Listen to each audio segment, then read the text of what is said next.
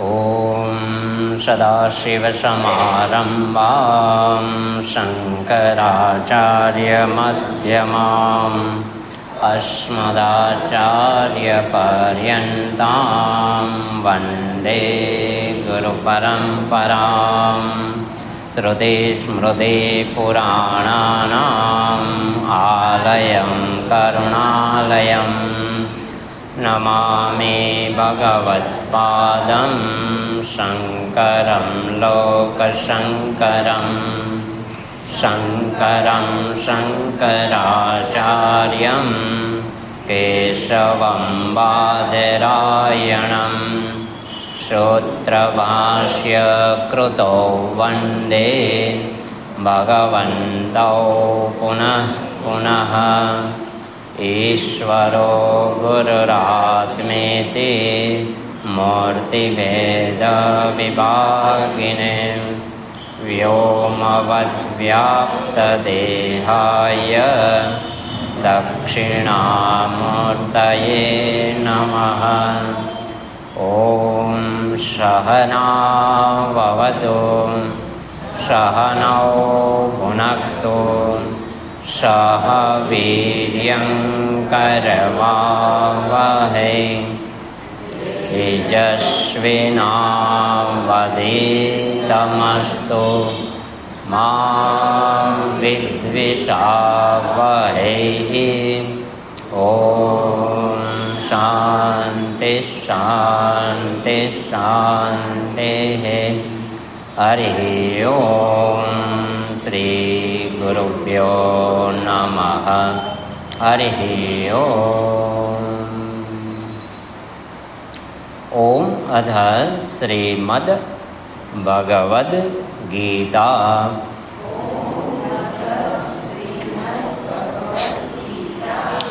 अथ ध्यानम्। ॐ पार्थाय प्रतिबोधितां भगवता नारायणेन स्वयं व्यासेन ग्रथितां पुराणमुनिना मध्ये महाभारतम् अद्वेष्टामृतवर्षिणीं भगवतीम् अष्टादशाध्यायिनीम् अम्ब त्वामनुसन्दधामि भगवद्गीते भवद्वेषिणीम्। यं ब्रह्मा वरुणेन्द्ररुद्रमरुतः स्तुन्वन्ति दिव्यैस्तवैः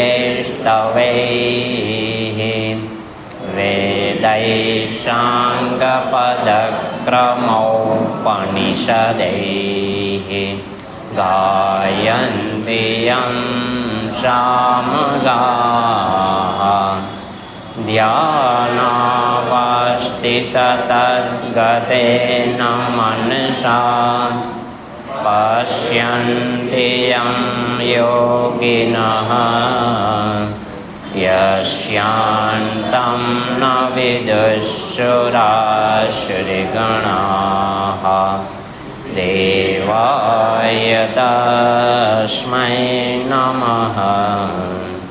देवाय नमः। ॐ श्री परमात्मने नमः।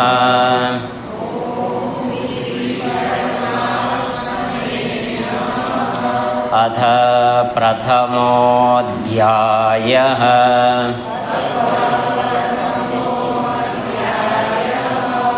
अर्जुन विषादयोगः।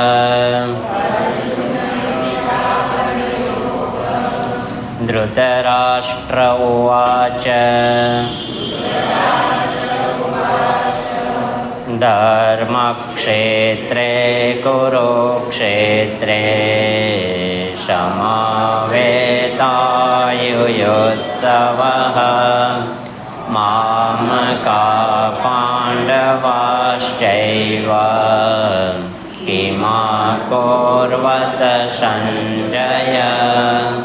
सञ्जय उवाच दृष्ट्वा तु पाण्डवानीकं व्यूढं दुर्योधनस्तदा आचार्यमुपसङ्गम्य राजा वचनमब्रवीत् पश्येतां पाण्डुपुत्राणाम् आचार्यमहतीं च मूं व्यूढां द्रुपदपुत्रेण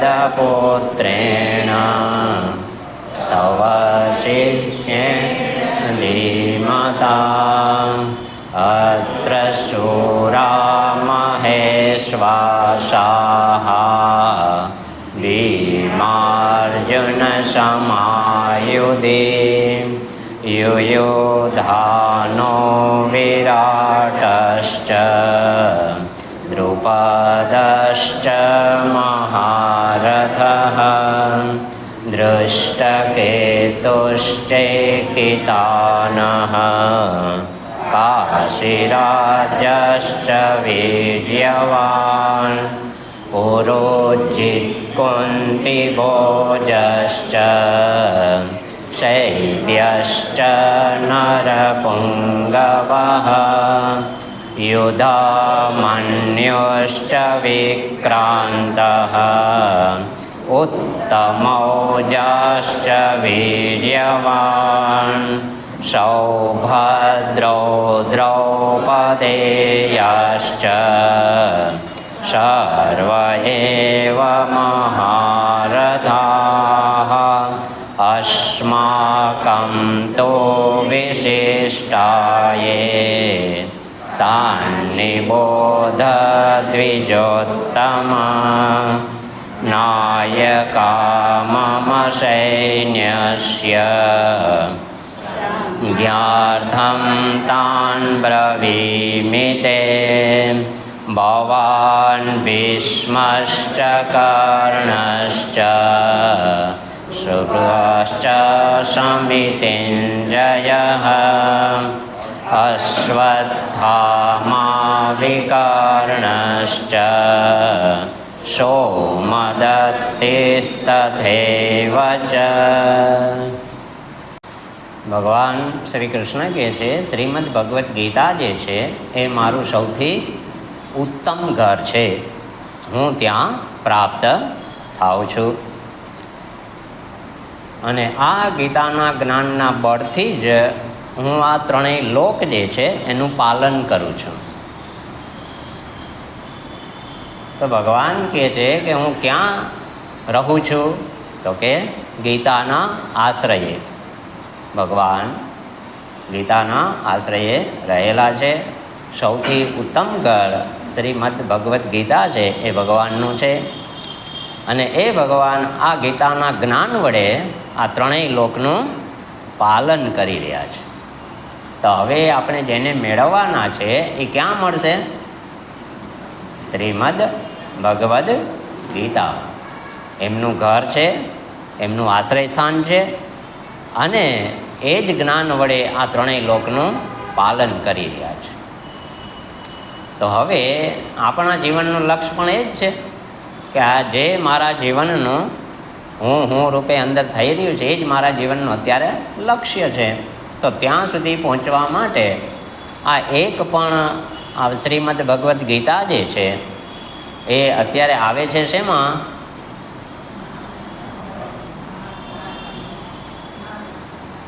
શ્રુતિમાં આવે છે, સ્મૃતિમાં આવે છે કે વેદ કે પુરાણમાં આવે છે? ગીતા શેમાં આવે? એટલે સ્મૃતિ ગ્રંથ છે. તો સ્મૃતિ ગ્રંથ પણ હોવા છતાં પણ એ ઉપનિષદ એટલે શ્રુતિનો સાર છે. સ્મૃતિ ગ્રંથ છે પણ શું છે? સ્મૃતિ જે છે એ શ્રુતિનો સાર છે. એટલે ત્યાં બ્રહ્મ વિદ્યા નામ આપ્યું છે. એટલા માટે શ્રીમદ ભગવદ્ ગીતા જે છે એ હોવા છતાં શ્રુતિમાં જે જ્ઞાન આપેલું છે એ જ આ સ્મૃતિમાં આપેલું છે. માટે શ્રીમદ ભગવદ્ ગીતા પણ ઉપનિષદનું જ દોહન હોવાથી, શ્રુતિનો સાર એની અંદર હોવાથી ભગવાને ત્યાં ધ્યાન શ્લોકની અંદર કીધું છે કે આ બધા ઉપનિષદોનો સાર છે. સર્વોપનિષદો ગાવો દોગ્ધા ગોપાલ નંદન. તો બધા ઉપનિષદોનો સાર જે છે એ શ્રીમદ ભગવદ્ ગીતા છે. અને ભગવાન કહે છે કે એ મારા રહેવાનું ઉત્તમ ઘર છે. તો હવે ભગવાનને મળવું હોય તો ક્યાં જવાનું? તો કહેવાનો ભાવાર્થ અહીંયા એ છે કે ભગવાન શ્રી કૃષ્ણ જે છે એમની આ અમૃત વર્ષી જે વાણી જે છે અને ભવદ્વેષિણી જે છે શ્રીમદ ભગવદ્ ગીતા, એ પણ આપણા માટે એક શાસ્ત્ર યોગ્ય આચાર્ય પાસે બેસીને જો અભ્યાસ સારી રીતે કરી રહેવામાં આવે તો પણ મારા કલ્યાણ માટે એ પર્યાપ્ત છે. શું છે? પણ એને બરાબર પહેલાં જાણી સમજી અને પછી એને જીવનમાં ઉતારવાની છે. તો પહેલો અધ્યાય જે છે એનું નામ શું છે? બરાબર કે નહીં? તો વિષાદ હોય તો આપણે વિષાદમાંથી શું થવું છે? મુક્ત થવું છે ને. તો મુક્ત થવા માટે કોઈકની મદદ તો લેવી પડશે ને. કેવી રીતે મુક્ત થશું? જેમ આપણે જે પ્રકારના ફિઝિકલી પ્રોબ્લેમો હોય તો એ પ્રકારના આપણે ડૉક્ટરને ત્યાં મળવા જઈએ છીએ કે નહીં? સમજાણું કે નહીં?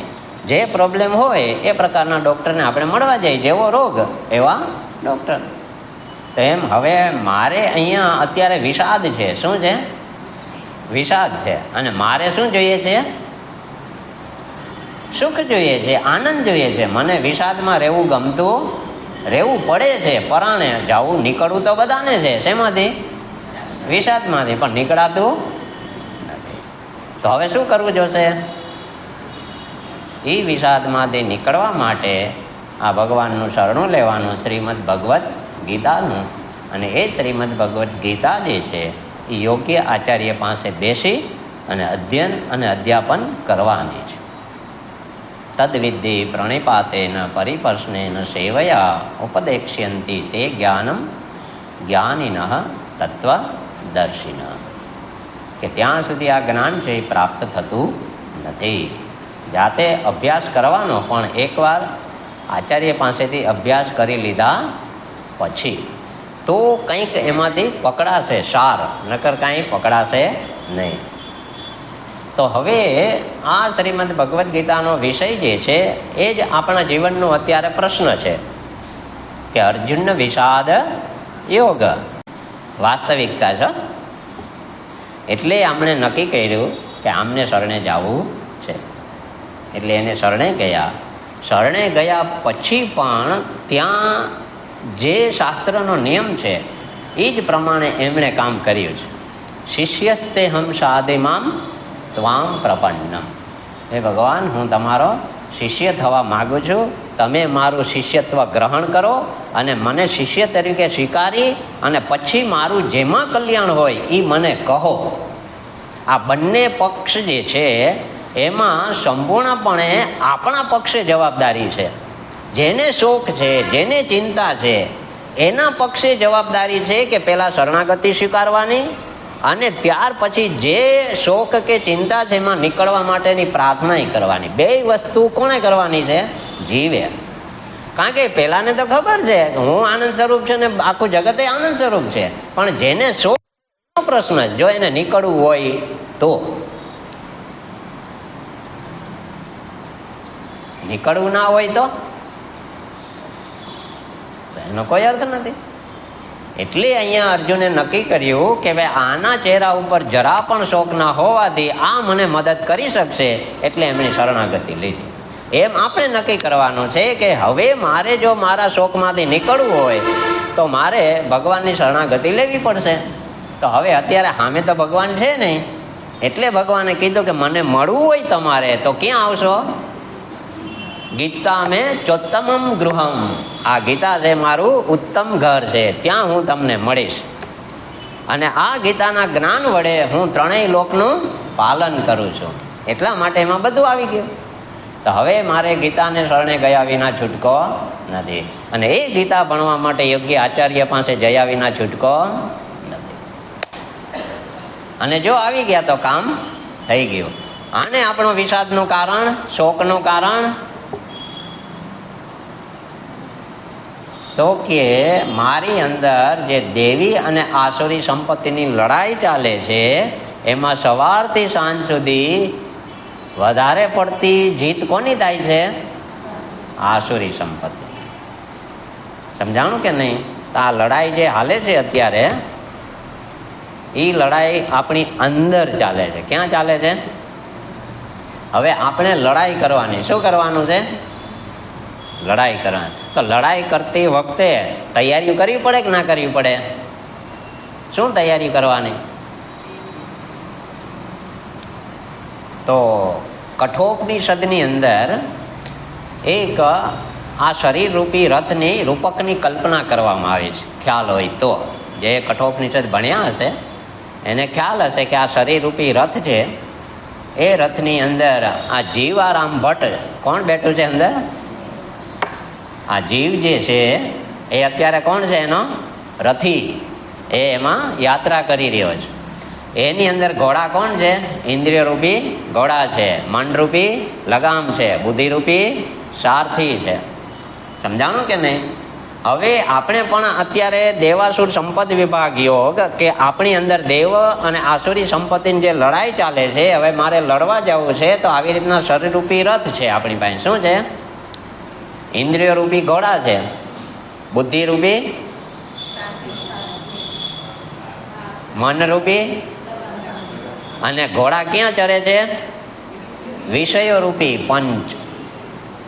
તો હવે ત્યાં પણ ભગવાને કીધું છે કઠોપનિષદની અંદર, જો દેવાસુર સંપત્તિ વિભાગ યોગ કે આસુરી સંપત્તિ ને દેવી સંપત્તિની અંદર આપણી લડાઈ ચાલે છે, એમાં શરીર રૂપી રથ છે આપણી પાસે, ઇન્દ્રિય રૂપી ઘોડા છે, વિષયો રૂપી જે કાંઈ એને ચરવાના સ્થાન છે, મન રૂપી એની ઉપર લગામ છે, અને બુદ્ધિ રૂપી એમાં સારથી છે. હવે જો બુદ્ધિ રૂપી સારથી વિવેકી નહીં હોય તો મન રૂપી લગામ ઢીલી થશે. જેવી લગામ ઢીલી થશે એટલે વિષયો રૂપી ઘાસ ચરવા ઘોડા દોડી જશે. અને પછી આ જીવરામભાઈ અંદર બેઠા છે, અને એ રથ ઘોડા ક્યાં લઈ જશે? ઘાસ ચરવા. તો ઘાસ તો થોડુંક રોડથી નીચે હોય ને ખાડામાં, એટલે આપણો જે આ જીવરામનો ક્યાં નાખશે રથ? તો આ રથ ઊંધે માથે પડ્યો તો અંદર બેઠો તો કોણ? જીવાભાઈ. ક્યાં પડ્યા? શું કામ પડ્યા? ટાયડા ઘોડા. હવે સમજણ પડી ગઈ. જો આને વિવેક કહેવાય. તેજીને ટકોરો કાપી હોય. સમજાઈ ગયું ને બરાબર? હવે આમાં કંઈક આપણે ટપો પડશે. હવે અત્યારે હું પોતે જ અત્યારે યોદ્ધા છું. આ જીવ જે છે એ અંદર રથમાં ઊભો છે લડાઈ કરવા માટે, અને એ આ શરીર રૂપી રથ છે, બરાબર? ઇન્દ્રિય રૂપી ઘોડા છે, મન રૂપી લગામ છે, અને બુદ્ધિ રૂપી સારથી છે. હવે સારથી પાસે વિવેક નહીં હોય, દેવી સંપત્તિ નહીં હોય, તો પછી મન રૂપી લગામ ઢીલી જ રહેશે, અને વિષયોની અંદર ઘોડાઓ દોડી જ જશે, અને પછી આ રથને ઊંધે માથે નાખશે. જો સમજાઈ ગઈ હોય તો વાત પતી ગઈ. તો આગળ વધીએ. સમજી ગયા કે નહીં? તો હવે આપણી અંદર હવે યુદ્ધ ચાલે છે, માટે હવે વિવેક જોશે. તો વિવેક જે છે એ બુદ્ધિને આપવાનો છે. કોને આપવાનો છે? તો બુદ્ધિની અંદર દેવી સંપત્તિ હશે, ધર્મ હશે, નીતિ હશે, તો એ લગામ પકડી રાખશે. નિષ્ઠા હશે તો. પણ વિવેક બુદ્ધિ પાસે જ નથી, તે મનને કાબુમાં કરી શકશે.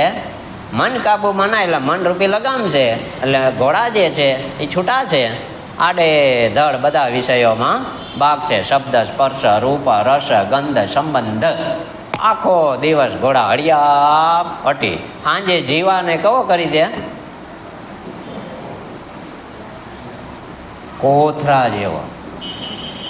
ઢીલો ઢપ થઈ જાય, હાંજ પડે જીવ. કેમ? આ ઘોડાએ એવા હળિયાપટ્ટી કરાવી શબ્દ સ્પર્શ રૂપ રસ ગંધમાં, હાંજ પડે હોરી સવારે ઉઠીને લડાઈ પાછી ચાલુ. હાલે છે કે નથી હાલતો આ યુદ્ધ આપણું? સમજાણું કે નહીં?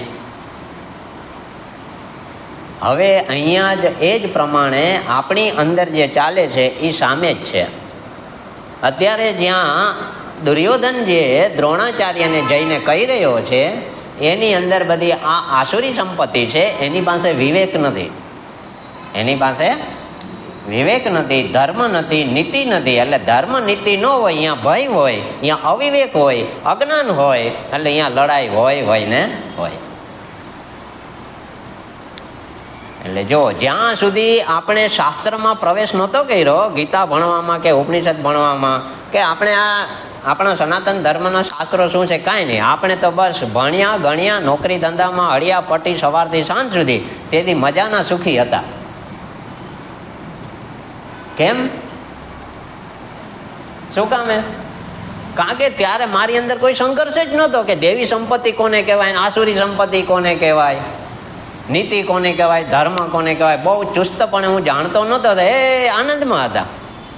પણ જે દિવસેથી સત્સંગ કરવાનું શરૂ કર્યું, તે દિવસેથી હવે દેવી અને આસુરી સંપત્તિની રોજ લડાઈ ચાલુ થાય છે. નહોતા જાણતા હક હતું. કેમ? કારણ કે બધું હરખું જ હતું. હું દેવી ને હું આસુરી, નામની જ ખબર નહોતી. તો આપણે જે કરતા હોય ત્યાં હા બરાબર જ લાગે ને, હું જે કરું છું બરાબર જ છે. કેમ? બીજું ખરાબ છે કે સારું છે એ ખબર હોય તો ને. એ વિવેક જ નહોતો, તો એ જલસામાં હતા. અને હવે મુશ્કેલી પડી સમજ્યા પછી. અને હવે રોજ સંઘર્ષ ચાલે છે. અને હવે ખબર પડે છે કે આ દેવી સંપત્તિ જે છે એ ઢીલી પડે છે અને આસુરી સંપત્તિ જીતી જાય છે. રોજ સવારથી સાંજ સુધી હવે આપણે વિવેક વાપરીએ છીએ, એટલે આપણે હવે સંઘર્ષ થાય છે. સત્સંગ કર્યા પછી નકર સંઘર્ષ નહોતા થતો, નકર આપણે સંઘર્ષ કરતા હતા. હવે અંદર સંઘર્ષ થાય છે. પેલો બારે થતો, હવે અંદર થાય છે કે મારું વારું આ સમજીએ છીએ અને કાંઈ કરી શકતા નથી. આ ધર્મ કહેવાય, આ અધર્મ કહેવાય, આ દેવી સંપત્તિ કહેવાય, આસુરી સંપત્તિ કહેવાય. હવે સમજ્યા, પણ એ વિવેક આવ્યો એટલે સંઘર્ષ ચાલુ થયો. સંઘર્ષ ચાલુ થયો એટલે હવે સમજવાનું કે દવા કામ કરે. તો એનો અર્થ એમ કે સત્સંગ કામ કરે છે, વિવેક જાગૃત થયો. તો એનો અર્થ એમ કે તો આપણો રથ છે હવે યોગ્ય દિશામાં જશે. એટલે ઈશ્વરની કૃપા કે આપણે આ વિવેક આવ્યો કે તેથી ખબર પડી કે આ દેવી સંપત્તિ જે છે એ બુદ્ધિની અંદર પ્રાપ્ત કરી અને મન ઉપર લગામ કરી અને ઇન્દ્રિય રૂપી ઘોડા જે છે એનો કંટ્રોલ કરવાનો છે અને યોગ્ય દિશામાં જવું છે તો વિજય થશે, નકર વિજય થશે નહીં. એટલે બુદ્ધિરૂપી સારથીને વિવેક હોવો જોઈએ કે મારે રથને કઈ દિશામાં લઈ જવાનો છે. જો એને જ વિવેકને જ્ઞાન નહીં હોય, દેવી સંપત્તિ નહીં હોય, તો ગમે તે માર્ગે લઈ જશે. તો એને ધર્મ શું અધર્મ શું એને વિવેક જ નથી. તો એમ અત્યારે આ દુર્યોધન જે છે એની અત્યારે અંદર અધર્મ જે છે એ ધર્મ માનીને બેઠો છે. એની અંદર આસુરી સંપત્તિ કામ કરે છે, અવિવેક કામ કરે છે અને સાથે સાથે સ્વચ્છંદતા જે છે, સ્વાર્થ જે છે એ કેવો છે? ગળા ડૂબ ભર્યો છે. એટલે હવે એની બધી દિશા કેવી સૂજે છે? લડાઈ ની જ, બીજાને દુઃખ આપવાની, પોતાને દુઃખ આપવાની. જ્યારે દેવી સંપત્તિ હોય તો પોતે સુખી થાય અને બીજાને સુખી કરે, એવા જ કર્મો કરે. તો આપણે સવારથી સાંજ સુધી આવી હાલત છે આપણા બધાને. આપણી ઈચ્છા પ્રમાણે કાંઈ થતું નથી. વિચારવા જેવું છે. આપણી પોતાની અંદર જ જે આ ધમાસાણ યુદ્ધ ચાલે છે એમાં કોણ જીતી જાય છે? આસુરી સંપત્તિ. અને આ પછી મનરૂપી, આ બુદ્ધિરૂપી સારથી જે છે ને એ ઢીલો ઢપ થઈ જાય છે કે આ લગામાં મન મારું હાથમાં રહેતું, મન હાથમાં નથી. મન કોની હારે જોડાયેલું છે? ઇન્દ્રિયો હારે. ઇન્દ્રિયો હાથમાં નથી રહેતી. પછી વિષયોમાં જતા રહે અને એ વિષયોના ચરો બધો ચરી આ ઇન્દ્રિયો અને કેવો તગડા થઈ જાય છે ને બધા, મન તગડું થઈ જાય. ઘાસ મજા આવી, જલસા આવી ગયા, લ્યો કરો કમાણી. હવે આને કોણ સમજાવે? એ એમાં સુખી છે, એમાં એના આનંદ છે. તો હવે એને આ દેવી સંપત્તિની કિંમત જ નથી, ખબર જ નથી, તો પ્રાપ્ત ક્યાંથી થશે? સમજાય ગયું બરાબર? તો હવે અહીંયા પાંડવો જે છે એ દેવી સંપત્તિ છે, ધર્મ છે, નીતિ છે અને એનો કંટ્રોલ છે. તો અહીંયા ભગવાન સારથી છે. સમજાણું કે નહીં? તો જેનો સારથી જે છે એ વિવેકવાન હોય, ધર્મવાન હોય, બુદ્ધિશાળી હોય અને સંપૂર્ણ યુદ્ધની કળા જાણતા હોય, તો એવો સારથી જે છે એ આપણો રથ યોગ્ય જ દિશામાં લઈ જાય તો વિજય થાય ને થાય. તો એવી વાત અહીંયા દેવાસુર સંપદ વિભાગ અથવા તો આ અર્જુન વિષાદ યોગ અથવા તો કૌરવ પાંડવ યુદ્ધ, એમાંથી આપણે વિવેકા વાપરવાનો છે. તો અત્યાર સુધી અહીંયા આપણે દુર્યોધનની મનોદશા જોઈ રહ્યા છીએ. શું કરીએ છીએ? કેમ? ધૃતરાષ્ટ્રએ જ પૂછ્યું છે, એને રસ કેમાં છે? મારા દુર્યોધન એટલે મારા પુત્રએ મામકા પાંડવા, એટલે મારા પુત્રોએ પેલા શું કર્યું શીખે. એટલે સંજય પણ સમજે છે કે ભાઈ આને મમત્વ છે, એટલે એણે પેલા એના પુત્રની જ વાત કરી. ભલે 10 દી વયા ગયા છે, વાત કોની કરી? એણે દુર્યોધનની. એટલે હવે અહીંયા દુર્યોધનની મનોદશા શ્લોક નંબર 2 થી ચાલુ થાય છે અને એ જેવા દ્રોણ પાસે જાય છે, દ્રોણાચાર્યજી પાસે, ત્યાં જે રજૂઆત કરે છે એ શું રજૂઆત કરે છે? એનો ભય બતાવે છે. તો શ્લોક નંબર 2, 3, 4, 5 અને 6 એમાં જે બધા મહારથીઓ છે એનું વર્ણન કરી અને કહે છે દ્રોણાચાર્યને કે આ બધા કેવા છે? મહારથી. જેવા 6 શ્લોકમાં વર્ણન થયું ને, એટલે દ્રોણાચાર્યએ કોઈ પણ જાતની મુખ મુદ્રામાં ફેરફાર કર્યો નહીં, કાંઈ બોલ્યા નહીં. એટલે એને એમ થયું, એટલે એને ઇમેજિંગ કર્યું દુર્યોધને કે હવે આ મને કદાચ એમ કહેશે કે તું આટલા બધા એ લોકોના વખાણ કરસ, એટલા બધા એ બળવાન છે જો પાંડવો, તો પછી જો તું હારી જવાનો હોય એવો તને ભય હોય તો તું સંધિ કરી લે. કે કદાચ ને આવું ના કહે, એટલા માટે એ પોતે એના મનને વાંચીને, દુર્યોધન જે છે એ ગુરુ દ્રોણના મનને વાંચીને હવે પોતે જ પાછો એ રિપ્લાય આપે છે એને, એનો ઉત્તર રૂપે કે આવી શંકા કદાચ મારા હામી કરે તો. એમ કહીને શ્લોક નંબર 7 ની અંદર એ કહે છે અસ્માકમ તુ વિશિષ્ટાય, એટલે કે તમે એવું ના માનતા કે એ લોકો જ આટલા બળવાન છે, આપણા પણ આ સેનાપતિઓ જોવો બધા એના કરતા પણ ચડિયાતા છે, એના કરતા પણ બળવાન છે.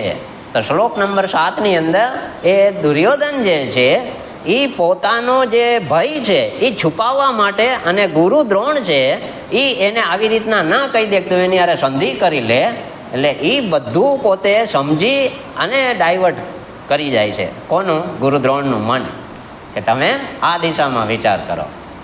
તો હવે ત્યાં એ કહે છે કે અસ્માકમ તુ વિશિષ્ટાય તાન નિબોધ.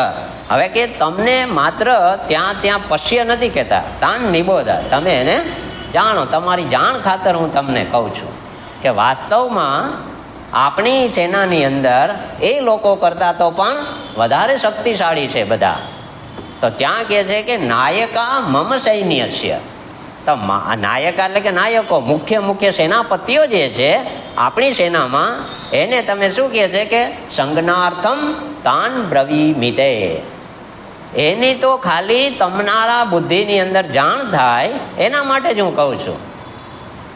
બાકી તમને તો ખબર જ હોય કે આપણી સેનામાં કોણ છે, એ કાંઈ મારે કહેવાની જરૂર નથી.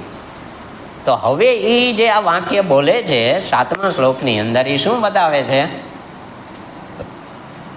કે એનો જે ભય છે એ ભય છતો ન થાય. એટલે હવે ભયભીત હોવાથી ભયને ઢાંકવા માટે એ વાક્ય બોલે છે આવું, કે આપણે એનાથી કાંઈ ડરવા જેવું નથી, આપણી અંદર પણ આવા તાકાતવાળા છે. કે એ પાછા કોને કહે છે?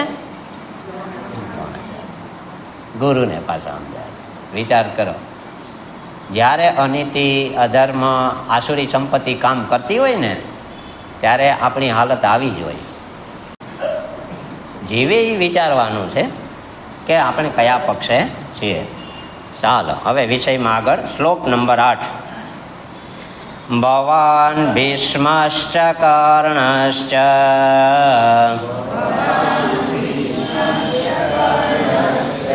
કૃપશ્ચ સમિતિંજયઃ અશ્વત્થામા વિકર્ણશ્ચ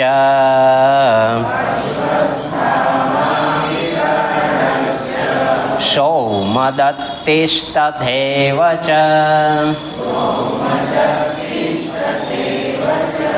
ભવાન ભીષ્મશ્ચ કર્ણશ્ચ કૃપશ્ચ સમિતિંજયઃ અશ્વત્થામા વિકર્ણશ્ચ સૌમદત્તિસ્તથૈવ ચ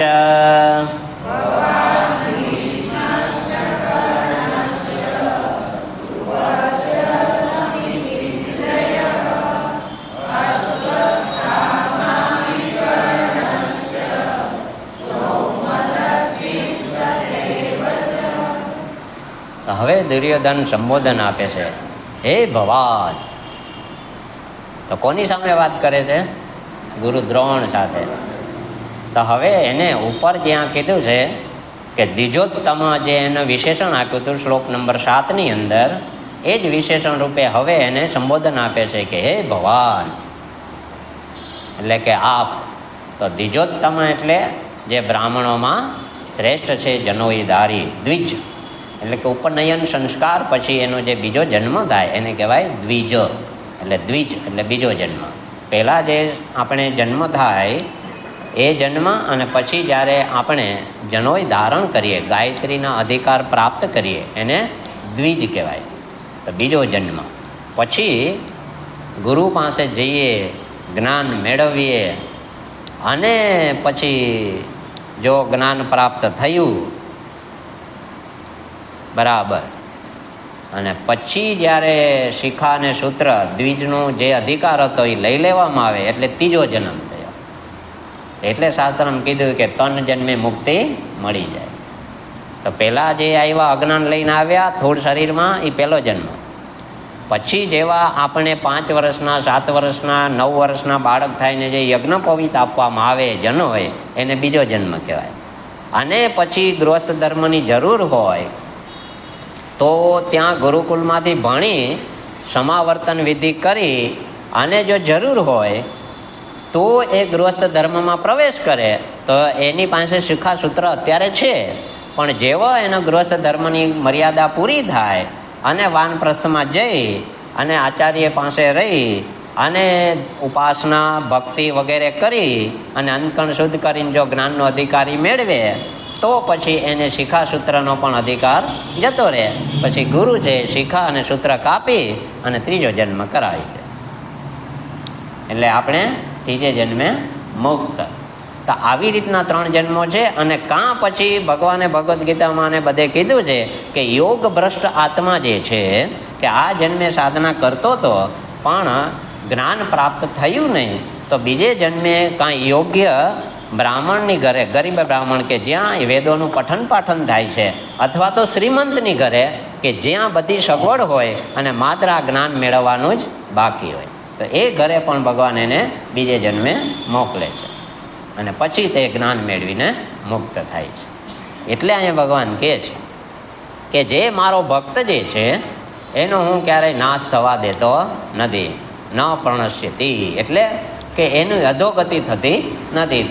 જન્માંતરો એ મને પ્રાપ્ત થઈ જાય છે, પણ એની કેટલી તાલાવેલી અને કેટલી સ્પીડ છે આ દિશામાં એ ઉપર આધાર છે. કારણ કે આપણે કામ પાછા ઘણા હોય તો ભગવાન કે હું કાંઈ કરી ના શકું, આ પછી આ થશે ને આ પછી આ થશે. ભગવાન કે તો થયું, હું કાંઈ કરીશ નહીં. સમજાણું?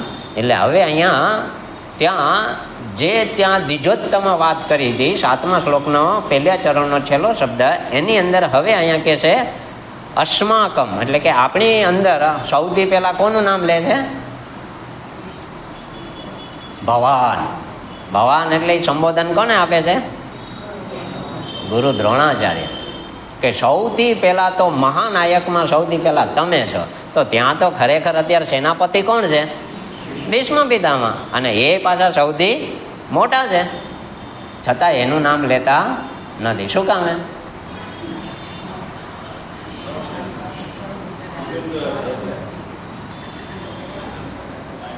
એને ભય એ છે કે ભીષ્મ પિતામહે તો પ્રતિજ્ઞા લીધી કે હું 5માંથી એકેયને નહીં મારું, પણ આને પાછું અર્જુન પ્રત્યે એટલો જ પ્રેમ છે, પાંડવો પ્રત્યે એટલો જ પ્રેમ છે કે હવે આય નહીં લડે તો ઓલા તો સેનાપતિ નહીં લડે, આય નહીં લડે તો મારે એકલાય લડવું છું. એટલે એને ભય છે, અને ભય છે એટલે એને ઉશ્કેરવા માટે કે લડાઈ માટે તૈયાર કરે છે એનું મન. આને શું કહેવાય? પોલિટિક્સ. શું કહેવાય? અને આવું જ હંમેશા મન શું કામ કરે? જેની અંદર આ આસુરી સંપત્તિ હોય ને એ આવી જ રીતના એને દોડાવવા રાખે. આવડે જ માર્ગે ઘોડા એના દોડતા હોય, સવડો વિચાર હાલે જ નહીં, એની અંદર દેવી સંપત્તિના વિચારો જ ના આવે, આસુરી સંપત્તિના જ વિચાર આવે. બસ કામ, ક્રોધ, લોભ, મોહ, મત્સર, પછી સ્વાર્થ, આવા જ બધા વિચારો અંદર આવ્યા રાખે, આસુરી બધા. અને એ ધનોત્પન્ન કાઢે. એટલે હવે આને અત્યારે વિચાર એ આવે છે કે આ નહીં લડે જો તો આની પાસે જે તાકાત છે એકલા પણ કાફી છે આને માટે, પાંડવો માટે.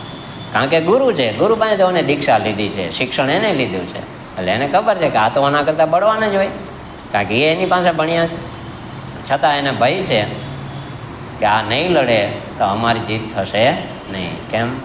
એટલે પાછું કે બંને સેનાની અંદર મેન પ્રશ્ન એ છે કે આ લોકોની અંદર પક્ષપાત છે. આખી સેનામાં ભલે સેના મોટી છે, આ લોકોની 7 જ અક્ષોણી છે, આ લોકોની 11 અક્ષોણી છે, પણ છતાં 11 વાળા આ દુર્યોધનને ભય છે. શું ભય છે? કારણ કે એ લોકોની સેનાની અંદર બધા પક્ષપાતી છે. કેવા છે?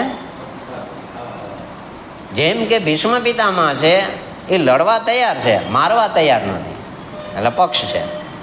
ગુરુ દ્રોણને પણ અર્જુનને એને પ્રતિજ્ઞા કરી છે અર્જુનની સામે કે તારા જેવો આ પૃથ્વી ઉપર જ્યાં સુધી તું હયાત છો ત્યાં સુધી બીજો કોઈ આવો બાણ ચલાવનારો બળવાન કોઈ નહીં થાય. એકલવ્ય થયો તો એની પાસેથી પણ એને અંગૂઠો લઈ લીધો, કારણ કે એને એમને વરદાન આપ્યું છે કે તારા જેવો બાણાવળી કોઈ નહીં થાય. એટલે એને ખબર પડી ગઈ કે આને તો એના શિષ્ય છે ને એ અતિ પ્રિય છે, અને આમે પાંડવો પ્રત્યે એને પ્રેમ છે, એટલે એને તો મારવાના તો છે જ નહીં. એટલે પક્ષપાતી દયા, એટલે અડધા હવે યુદ્ધ નથી કરવું ને પરાણે ઊભા છે. સમજાણું કે નહીં? એટલે હવે અહીંયા કોની વાત કરે છે? ભવાન એટલે દ્રોણાચાર્ય. હવે દ્રોણાચાર્યનો પાત્ર પરિચય જે છે આપણે જાણી ગયા છીએ કે નહીં? સમજી ગયા કે નહીં? બરાબર. એમનું જેને કહેવાય જીવન કવન, બરાબર છે કે નહીં? કે એમનો જન્મ થયો ક્યાં થયો? ભારદ્વાજ મુનિને ત્યાં. પછી એને અસ્ત્ર શસ્ત્રની વિદ્યા જે છે કોણે આપી? પરશુરામે. વેરી ગુડ, વાહ, શાબાશ. તમે હવે શું કહેવાય? એટલે આગલી લાઈનમાં જેમ ભીષ્મ પિતામહ આગળ ઊભા છે ને એમ આગલી લાઈનમાં બેઠા નાયક તરીકે કે તમારા વતી હું જવાબ દઈ દઈશ. વાહ, બરાબર છે, વેરી ગુડ. તો એમને ત્યાંથી વિદ્યા મેળવી છે. એ વિદ્યા એને કેવી રીતે મેળવી? કે જ્યારે એને ખબર પડી કે પરશુરામ જે છે એ હવે એનો સંપૂર્ણ ત્યાગ કરી અને બધું બધાને દાનમાં આપે છે, ત્યારે દ્રોણાચાર્યને ખબર પડી કે હું આની પાસેથી કાંઈક માગી આવું, કારણ કે મારી હાલત બહુ ખરાબ છે. એની ખબર હતી એની હાલત ખરાબ હતી. માગવા ગયા ત્યારે એમણે કીધું કે ભાઈ મેં જે કાંઈ મારી પાસે ધન સંપત્તિ હતી એ બધી મેં બ્રાહ્મણોને આપી દીધી, અને બાકી જે કાંઈ વધ્યું હતું એ જેને દેવા જેવું હતું એમ બધું આપી દીધું. પણ હવે મારી પાસે 2 વસ્તુ છે, એક મારું શરીર અને જે અસ્ત્ર શસ્ત્ર જે છે એ અને એની વિદ્યા, આટલું છે મારી પાસે. તો આ દ્રોણાચાર્ય કે મારે એ જ જોઈએ છે, મને અસ્ત્ર શસ્ત્ર વિદ્યા એ આપો અને અસ્ત્ર શસ્ત્ર આપો. એટલે એવા જ ટાણે ત્યાં પરશુરામે તથાસ્તુ કહી અને આપી દીધું. ત્યાં કોઈ પ્રક્રિયા થઈ નથી, એટલે ડાયરેક્ટ એને પ્રાપ્ત થયું છે. ભણ્યા નથી, પણ સીધું ગુરુ કૃપાથી સીધી પ્રાપ્ત થઈ ગઈ. અને પછી એ આ લોકોને ભણાવે છે. પછી આ જે ધનુર્વિદ્યા છે એ શીખડાવે છે. પણ એને કોની પાસેથી લીધી? આમની પાસે. અને એની બીજી કથા જે છે દ્રુપદ રાજાની એની સાથેની, એ તો આપણે વિસ્તાર જોઈ ગયા છે કે ભાઈ આવી રીતના પહેલાં એને અપમાન કર્યું, ભેગા ભણ્યા ભેગા જ એમના પિતા પાસે જ, પણ પછી પાછા અપમાન થયું, પછી એને બંદી બનાવ્યા, વળી ઓલાએ અપમાનનો બદલો લેવા કામ કર્યું, આખું જોઈ ગયું. અંતે છેલ્લે ધૃષ્ટદ્યુમ્ન શું કરે છે? શિરચ્છેદ કરી છે. તો આવી રીતના એમનું આપણે જોઈ ગયા હતા. આ ભવા ને આ કોણ છે? દ્રોણાચાર્ય. ત્યાર પછી છે ભીષ્મ. હવે બીજા કોણ છે? ભીષ્મ. એક તો આને કહે છે કે દુર્યોધન કે તમે અજેય છો. કોને કહે છે? દ્રોણાચાર્ય. કે તમને કોઈ જીતી નહીં શકે, કેમ કે અમે તમારા શિષ્યો છીએ, સામે ઉભા એ શિષ્ય છે, એટલે તમને કોઈ જીતી શકશે ને, તમે અજેય છો. એટલે તમે એક પણ કે સામેની સેના માટે પર્યાપ્ત છો જો તમે મનથી લડો તો. તમને કે એમાં પ્રેમ છે સામે, એટલે તમે લડવાના નથી, એને ભય છે અંદર. ભીષ્મશ્ચ. હવે જે ભીષ્મ જે છે, ભીષ્મની કથા પણ તમે મહાભારત જોયું હોય, મહાભારત વાંચ્યું હોય તો બધાને બધી ખબર હશે કે ભીષ્મ શું છે, કોણ છે. મહાભારતની કથાની અંદર એની ઉત્પત્તિ જે છે, કે વશિષ્ઠ મુનિ પાસે માથાકૂટ જે થઈ છે ને, એ એની ગાય ચોરી ગયા, તે 8 વસુને શાપ આપ્યો છે. એમાં આ બંને પતિ પત્ની જે છે એમને આ 8મા વસુ તરીકે મોકલે છે, અને એમણે કીધું છે કે તમે આવી રીતે જશો અને આવી રીતના તમારું થશે. એને શ્રાપિત છે. કોણ છે? શ્રાપિત છે, 8મા વસુ તરીકે છે. હવે જ્યારે જન્મે છે ગંગાપુત્ર તરીકે, ત્યારે એનું નામ શું છે? દેવવ્રત. એટલે એનું નામ ભીષ્મ છે નહીં. એ દેવવ્રત તરીકે ગંગાપુત્ર જે છે એનું ભીષ્મ નામ ક્યારે પડ્યું? શાંતનુ રાજા જે છે, હા, જ્યારે એમને સત્યવતીની સાથે લગ્ન કરવાના થયા ત્યારે સત્યવતીના પિતાશ્રીએ કીધું કે હું એક શરતે આપું કે જે પુત્ર થાય આનાથી એ ગાદીએ બેહે તો. શાંતનુ રાજા મૂંઝાણા કે આ તો ભારે કરી, કારણ કે આ અત્યારે સશક્ત હતા, બળવાન હતા અને ગાદી માટે અધિકારી હતા. હવે એને કહી તો ના શકે કે ભાઈ હવે જે આ બેસે એ આવશે એ બેસે. એટલે એને પુત્રને કીધું નહીં, એટલે રોજ ચિંતિત હતા, ચિંતાગ્રસ્ત. એટલે એને કોઈ દિશા નહોતી જોઈતી. એટલે ભીષ્મએ પૂછ્યું કે ભાઈ કારણ શું છે? એટલે એણે કીધું કે ભાઈ આ કારણ છે. તો એણે પિતાની રજા લીધા વગર પહોંચી ગયા. તો ત્યાં જઈને એ પ્રતિજ્ઞા કરી આવ્યો કે હું તમને પ્રતિજ્ઞા કરીને કહું છું કે આ જે તમે આવ્યો ઘરે મારા પિતા પાસે, કે તે જે બાળક જન્મ થશે એ જ ગાદીએ બેસે. હું આજે આજીવન બ્રહ્મચર્યની પ્રતિજ્ઞા લઉં છું. એટલે એના પિતાને ખબર પડી, લઈને આવીને પિતાને સોંપી દીધા. સત્યવતીને એ લઈ આવ્યા. કોણ? ભીષ્મજી. ત્યાં કહીને, કારણ કે એને જાણી લીધું મંત્રીઓ પાસેથી કે આ પિતાનો આ જે શોક છે એનું કારણ શું. એટલે એની પિતાની ઈચ્છા પૂરી કરવા માટે એ ઘરે લઈને કીધું કે લ્યો પિતાશ્રી. ત્યારે એમને વરદાન આપ્યું પિતાશ્રીએ પણ. એક તો ઈચ્છા મૃત્યુની વરદાન ત્યારે આપ્યું એને શાંતનુએ, કે તારી જ્યારે ઈચ્છા પડશે ત્યારે તું પ્રાણ છોડી શકીશ. અને એને પાછો આ પ્રાણ છોડવાનો આ સમય શું કામ રાખ્યો? ઉત્તરાયણનો. શું કામ રાખ્યો?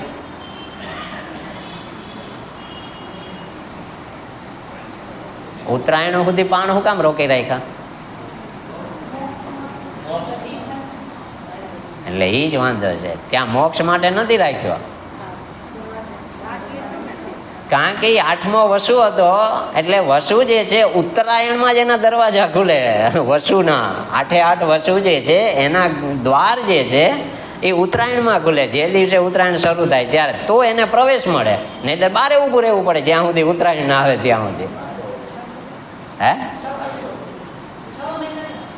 એટલે એમણે ત્યાં ને ત્યાં એટલે પ્રાણ રોકી રાખ્યો. અને બીજી એને પ્રતિજ્ઞા કરી હતી કે જ્યાં સુધી અહીંયા ધર્મમય રાજા હસ્તિનાપુરની ગાદીએ ના આવે ત્યાં સુધી પણ હું મારો પ્રાણ છોડીશ નહીં. અને બીજું મેન પ્રાણ છોડવાનું કારણ આ છે કે વસુના ત્યાં પોતાના સ્થાનમાં જવા માટે આ દિવસ જે છે એ ત્યાં પ્રવેશ દ્વાર છે એનું ઓપન ખુલ્લું થવાનું. આપણે નથી મંદિરોમાં કબાટના ટાઈમ હોય ને ખુલવાના, ઘણી વખત આપણા નસીબ પેલા હોય તો જઈને બંધ થઈ જાય, ભાઈ ઊભું રહેવું પડે ખડેશ્રી તરીકે. સમજાણું બરાબર? તો આવી રીતના અહીંયા આ ભીષ્મ જે છે એની તો હજી ઘણી બધી લાંબી લાંબી ચર્ચાઓ છે, પણ એ હવે બાકી તમે વાંચી લેશો એટલે મને ખબર છે ને તમે બધું જાણો છે, એટલે બહુ જાજુ કાંઈ તેજીને ટકોરો કાફી હોય. ઓમ પૂર્ણમદ પૂર્ણમિદં પૂર્ણાત પૂર્ણમુદચ્યતે પૂર્ણસ્ય પૂર્ણમાદાય પૂર્ણમેવાવશિષ્યતે. ઓમ શાંતિ શાંતિ શાંતિ. હરિ ઓમ શ્રી ગુરુભ્યો નમઃ. હરિ ઓમ.